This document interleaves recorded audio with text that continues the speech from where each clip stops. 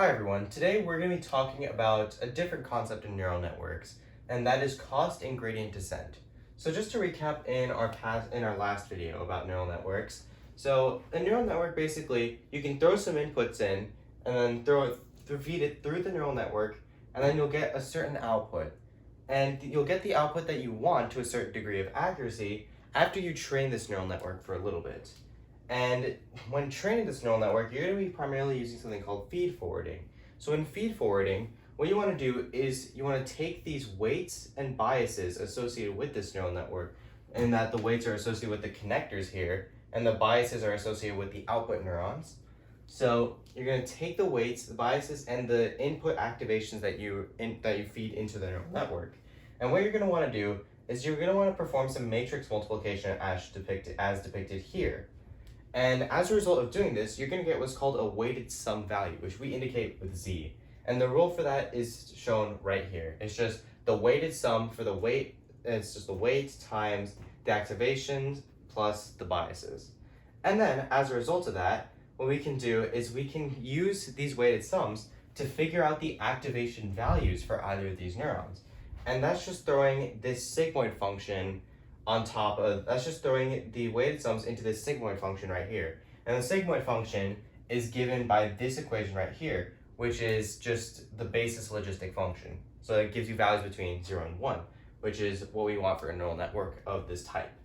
But yeah, as a result of that, we can get the values for the output from the inputs just like this with this feed forwarding process. But what can we do with these outputs? Well, what we want to use these outputs for is we want to use these outputs so that the neural network can properly learn. And that's in a process called gradient descent.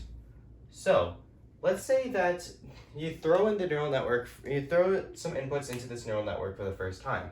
You're going to get an absolute mess of values. You might get like A2 you might get like 0.53 and 0.007, right? You don't want this in this case. It's not giving you a definite output. It's just giving you a conglomerated mess that doesn't really make any sense. So the neural network at this moment, it hasn't really learned how to do much. But what we can do is we can feed it training data.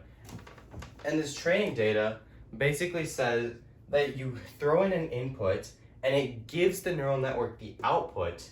And so you'll feed forward it, but you'll use the feed forwarded output and compare it to the desired output that was given in the training data. And using that, the neural network will be able to adjust the weights and biases so that it'll properly be able to learn. So let's say that for some input x, you'll get some output y, and we'll call this y of x, right? So what can we do with this? Well, let's go ahead and try to find some sort of difference measurement or some deviation, or what we call the cost of this neural network, the cost of not getting it completely accurate, a measurement of how far away we were from the desired output. So one way we can express cost is using this equation right here. So the cost for some input x is going to be 1/2 times the magnitude of the output activation vector minus the desired output vector. And then we just square that. That gives us what's known as the mean squared error. And this is what's known as quadratic cost. Now, if you wanted a cost for all inputs, for several inputs, you're going to want to make it an average cost. And the way we express that is 1/2 times n. And this n is pretty much indicating how many inputs you're using. And then you're just going to sum up for all inputs x, and then you're just going to do the output activation vector minus the y vector, magnitude of that squared. And this is just the one way you can express the cost function. And what your neural network is going to want to do is for all these inputs, you're going to want to compute the cost function, but you're going to want to somehow approach a minimum value for this cost. And that's where the gradient descent comes into play. So gradient descent, the idea with that is you want to sort of find a vector that somehow changes the weights and biases so that the cost is reduced by a certain amount. So how are we going to do that? Well, the cost is determined by two things, the weights and biases. You might be tempted to say that it's determined by the output activation and the desired output, but that's just not right. Because the output activation actually stems from the weights and the biases, and the input is just what you're throwing in. So the cost is determined by weights and biases. So it's a multivariable function. And so the calculus is going to get a little bit sketchy here, but just bear with me.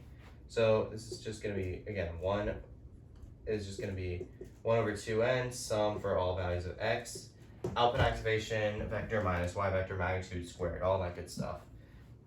So what can you do with this? Well, we can find what's called the gradient vector of the cost function. And the way we express what this gradient vector is we have a vector here, and we take what's known as the partial derivatives of c with respect to the weight matrix and the partial derivative of c with respect to the biases. Now, just bear with me here. I know this notation might be a little bit new to some of y'all, but it's okay, because with partial derivatives, they're actually pretty simple to work around. So, with this idea in mind, this gradient vector is going to give us a vector quantity in 2D space, and this vector is going to point us in the direction of greatest increase. So what I'm going to do here is I'm going to draw a topographic map for some quadratic function here. So this is going to look something like this.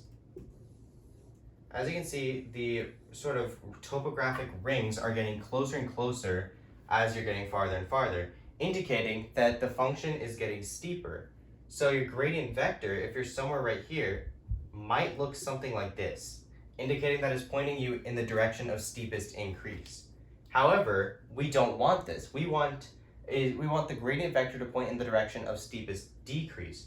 So what you're going to want to do here is you're going to want to throw a negative in front of the gradient vector. And you can also throw in a scalar quantity known as eta, and this eta indicates the learning rate, or how fast this neural network is going to learn, or how fast this neural network really is going to approach the minimum of this cost function. And that's the big idea with gradient descent here. You want to somehow point this vector here, this vector, in the direction of steepest decrease. So it's like rolling down to this minimum pretty much. That's the idea here. You're taking a bunch of points and you're getting to that minimum. And that's what gradient descent is all about. Now, how do you express this mathematically? Well, what you might do is you might say that the weights might follow this rule of change. So the weights for some specific weight, like this neuron, this weight right here, this weight right here, it can be any one of these rates. So the way you're going to express that is the weight at some index minus eta, or the learning rate, times the partial of c with respect to that specific weight. And remember that the cost function is with respect to all weights and all biases, meaning that there does exist a partial derivative of the cost with respect to that specific weight. And then the bias rule, the bias for some specific output neuron is going to become the bias for that specific neuron minus eta times the partial of the cost with respect to the bias. And these two rules right here indicate how you're going to change the weights and biases at specific points. And that's the big idea with gradient descent. As a result of basically what you're going to do is you're taking these partial derivatives here, and you're utilizing these partial derivatives with these weights and biases, and what you're doing is you're throwing a minus sign here because these partial derivatives are going to give you the rate of steepest increase, or in the specific weight direction or the bias direction. So you're going to throw a minus here because then it's guaranteed to adjust so that the cost function decreases to a minimum. And you will be able to descend to a point where the cost function is so small that this neural network outputs pretty good accuracy.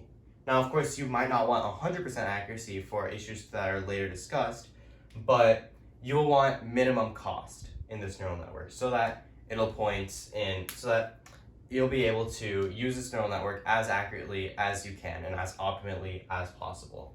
But that's it for gradient descent. This is the most basic idea of how neural networks can learn. Now, if you want to delve more into this, there's a book online called Neural Networks and Deep Learning, and I would highly recommend checking that out because it goes into such amazing depth about the mathematical principles behind feed forwarding, gradient descent, and what we're going to talk about next, which is backpropagation. And so I would highly recommend doing that. I read that book and it's really well written. But yeah, with that, check out the book. But here's the basic idea, and that's it for me.